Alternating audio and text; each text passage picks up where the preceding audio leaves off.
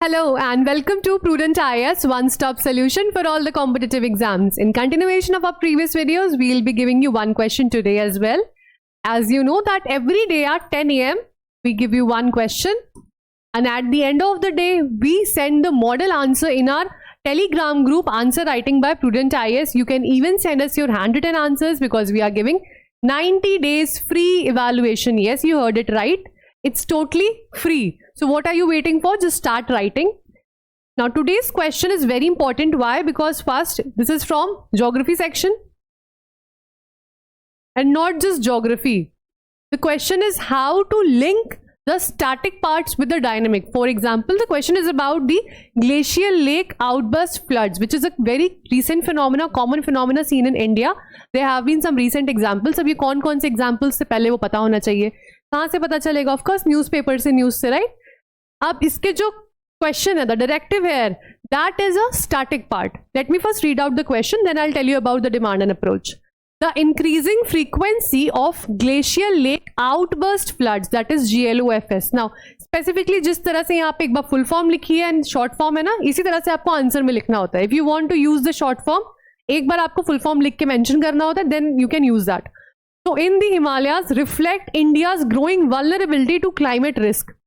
Discuss the causes, implications and mitigation strategies. ठीक है, demand बहुत ही क्लियरली, जब भी कोई ऐसे 3-4 डायमेंशन होते हैं ना, डिमांड इज ऑलरेडी क्लियर. क्या बताना है? Simply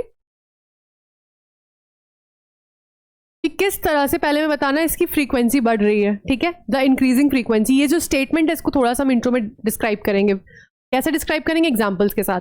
then we will address each of the dimension. क्या क्या इसके कॉजेज हैं, क्या इसके इम्प्लीकेशंस हो सकते हैं, और साथ ही में कौन कौन सी मिटिगेशन स्ट्रैटेजीज. तो what will be our approach? Intro, body, conclusion. As I always mention कि हर एक क्वेश्चन का एक की टर्म होता है, तो उसके बारे में तो आपको पता होना ही चाहिए. यहाँ पे क्या है? Glacier lake outburst floods. ये होते क्या है एग्जैक्टली? अगर इसको एक्सप्लेन करना है, आप क्या वर्ड्स में एक्सप्लेन करेंगे? When the water that is stored in any glacial lake, it suddenly gets released. ठीक है, sudden release क्यों है? Outburst की बात हो रही है यहाँ पे. तो suddenly it gets released and then it cause damage, right? So the sudden release of water stored in glacial lakes.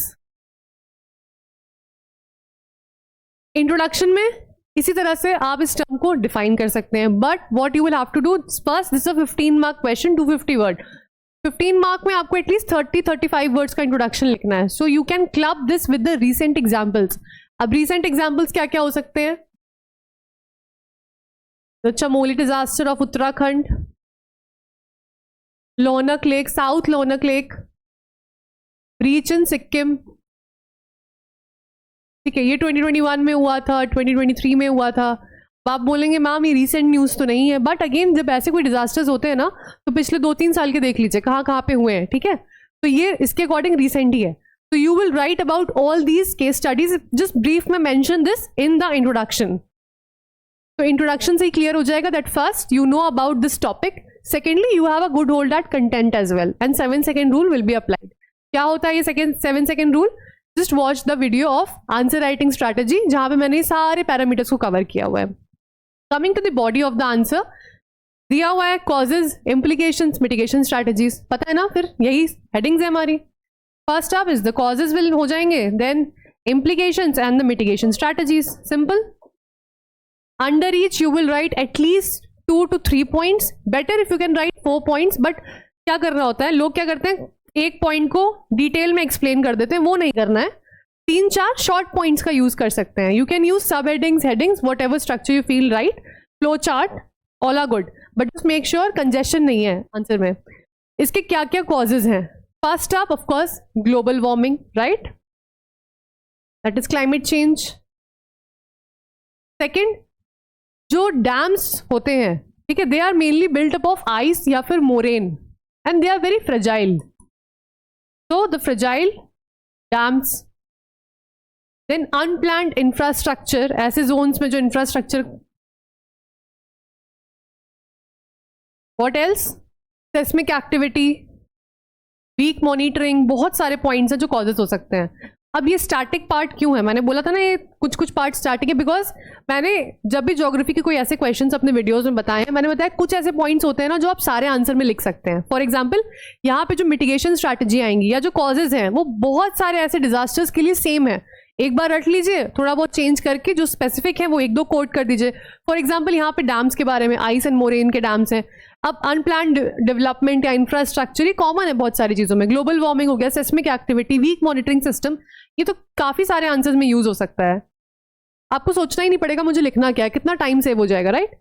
Then the implications, implications में भी बहुत सारा स्टैटिक पोर्शन है। पहला क्या, सब में ही लिखना होता है, loss of life and livelihood, lives and livelihood. Then of course damage to infrastructure. It also leads to migration. Then अब जैसे सिक्किम में ये हो गया, ठीक है, सिक्किम, अरुणाचल प्रदेश, जो भी ऐसे बॉर्डर स्टेट्स है, इसमें सिक्योरिटी कंसर्न्स भी हो सकते हैं बिकॉज वहां पे लॉजिस्टिक सप्लाई जो है वो भी डिसरप्ट होगा, तो security concerns.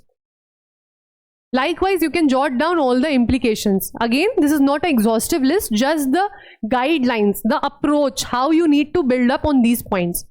Coming up next will be the mitigation strategies.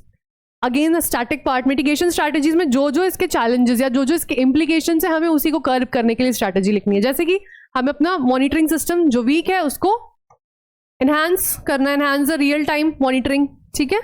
Next what we can do, conduct training, जैसे कि मॉक ड्रिल्स वगैरह हो सकती हैं।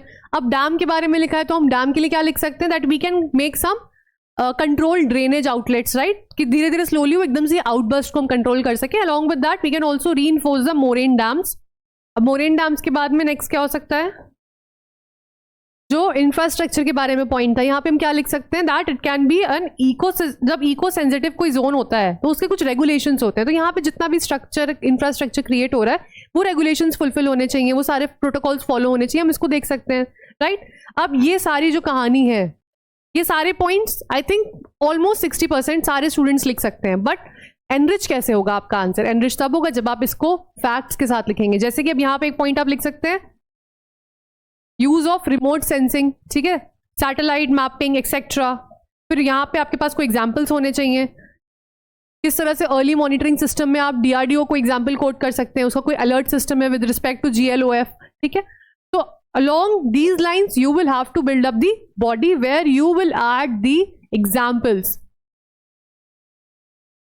अब ग्लेशियल लेक आउटबर्स्ट, ये एक फिनोमेना, जितने भी नेचुरल डिजास्टर्स उसमें बेसिक एक एक आपको पता ही होना चाहिए। जैसे कि अप्रोक्सीमेटली 300+ ग्लेशियल लेक्स है इंडिया में which are at the danger level of outburst, ठीक है। तो ये बेसिक कौन सी वो है ये इतना जानना जरूरी नहीं है, बट एक फिगर पता होनी चाहिए ताकि आप उसको आंसर में लिख सके। Now coming to the conclusion, conclusion again because is 15 mark question, आप 2 लाइन लिख सकते हैं। एक लाइन में आप स्टेटमेंट से ही थोड़ा डिराइव कर लीजिए कि जो ये ग्लेशियल लेक आउटबर्स्ट है, they are not just isolated mountain disasters, you are right, but they are the warning systems about the India's vulnerability to climate change. ये लिखा हुआ है ना, India's growing vulnerability to climate risk, इसी को थोड़ा सा रिफ्रेस पैराफ्रेस करके हमने लिख दिया that they are not just isolated disasters, but ये बता रहे हैं किस तरह से इंडिया इतना ज्यादा प्रोन है to all these vulnerabilities. Next step what we can write it, एक way forward kind of approach लिख सकते हैं, that we will have to club technology, resilience, community preparedness, इस तरह के वर्ड्स यूज करेंगे बिकॉज इज अ डिजास्टर, तो ऐसे ही की टर्म्स का यूज किया जाएगा। And also we will use a term which is proactive, तो प्रोएक्टिव मिक्स ऑफ होना चाहिए ताकि फ्यूचर में जब डिजास्टर हो जाता है यूजुअली हमारी तब रिएक्टिव अप्रोच होती है। So we will have to switch from reactive to a proactive mix of using the technology, resilience, regulation, community preparedness, etc. to mitigate the impacts of the future such disasters. ठीक, ये conclusion हो गया। That's it. बहुत simply अगर आप break down करेंगे ना points को और एकदम से देख के डरेंगे नहीं, you can easily write the answer. अब 15 मार्क क्वेश्चन है, what is the desired ideal time location, 9 to 10 minutes, not more than that, अगर आपको पेपर टाइम में कंप्लीट करना है। If you are taking more time, don't worry, आप daily answer writing करते रहिए, दिमाग में धीरे धीरे करके स्ट्रक्चर बन जाएगा and you will hand and mind दो बोथ विल नो कि अच्छा इस आंसर को किस तरह से स्ट्रक्चर करना है, टाइम अपने आप कम होता जाएगा। That's it for today. We'll be coming up with another interesting question tomorrow. Thanks for watching.